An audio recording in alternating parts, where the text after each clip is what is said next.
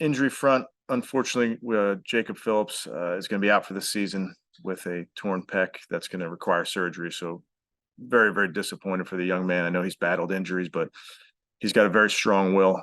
So I know he will bounce back from this. With the other injuries, we have some guys that are day-to-day that we'll learn more about as these days go on and that type of thing.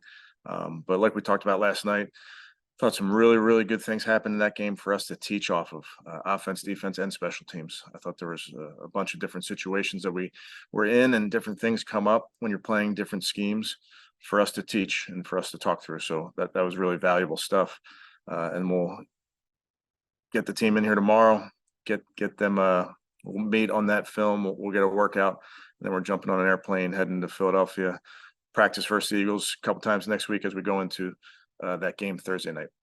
But with that, I'll take any questions. All right, first we'll go to Tom Withers.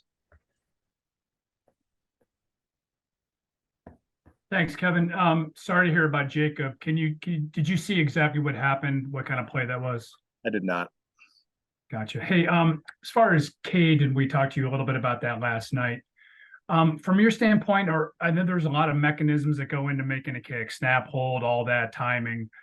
Does everything else seem to be working okay? I mean, is there any kind of common thread here to these couple of misses? And I know it's a small sample size. Yeah, no, I don't think there's a common thread, Tom. I think it's, to your point, it's a small sample size, going to continue to work. Cade's working very hard, just like the rest of our team is.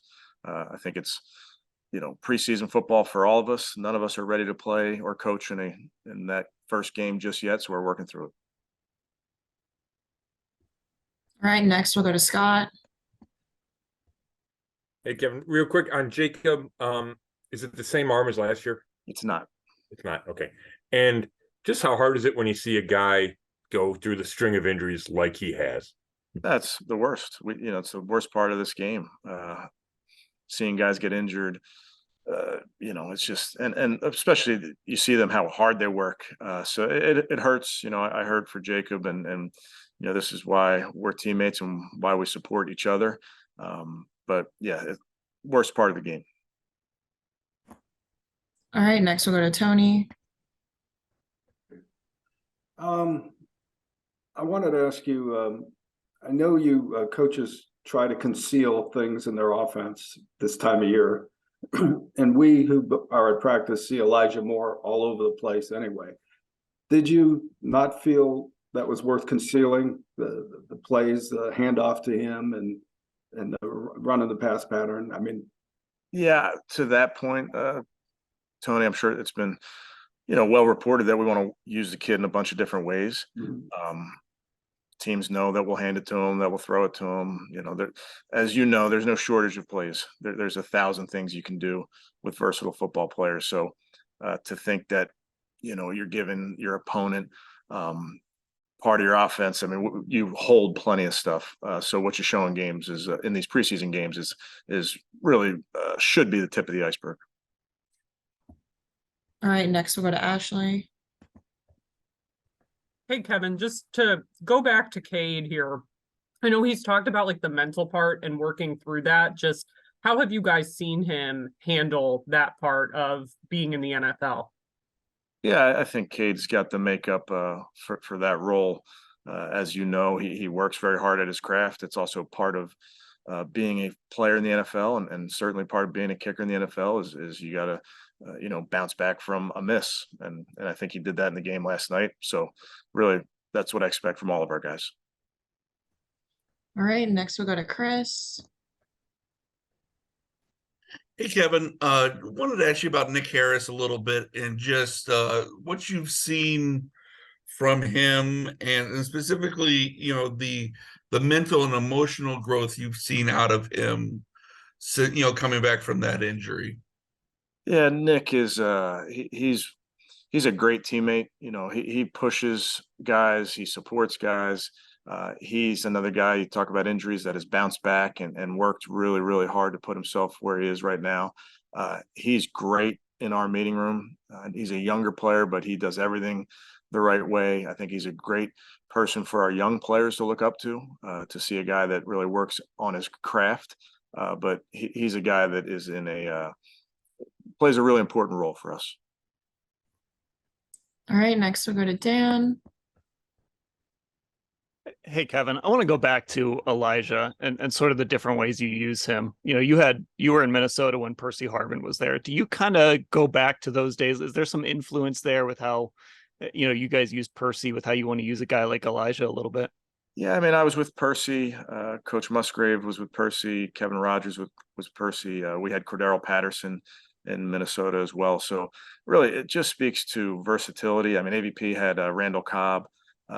When you have guys, it's the classic. The more you can do, and I think for us, we're early on in being around Elijah. So what is fun is there's no shortage of what he can do. I think physically, but also just mentally, you can put a lot on his plate. So that's the fun part for us in trying to just make ourselves difficult to defend from the defense. All right, next we'll go back to Scott. Hey, Kevin, I want to ask you about a couple defensive guys.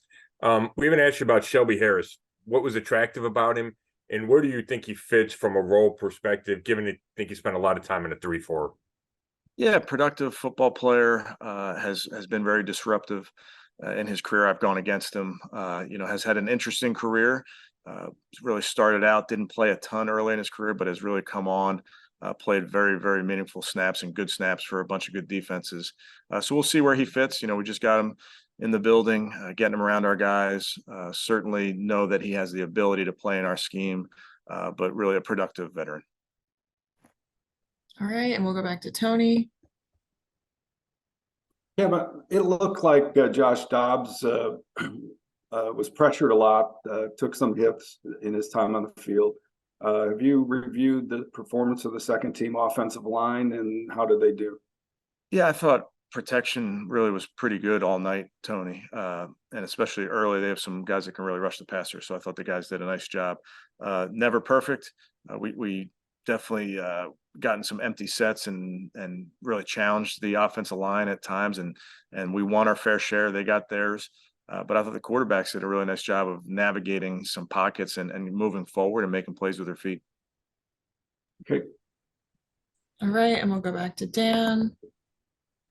I wanted to ask about David Bell too. He had a nice night last night. What have you sort of seen out of him in year two, and kind of how he's adjusted to playing in the slot over the last couple of years? Yeah, a very, very dependable player. Made plays last night. I thought had a really nice route, especially in that 2-minute drive to get out of bounds.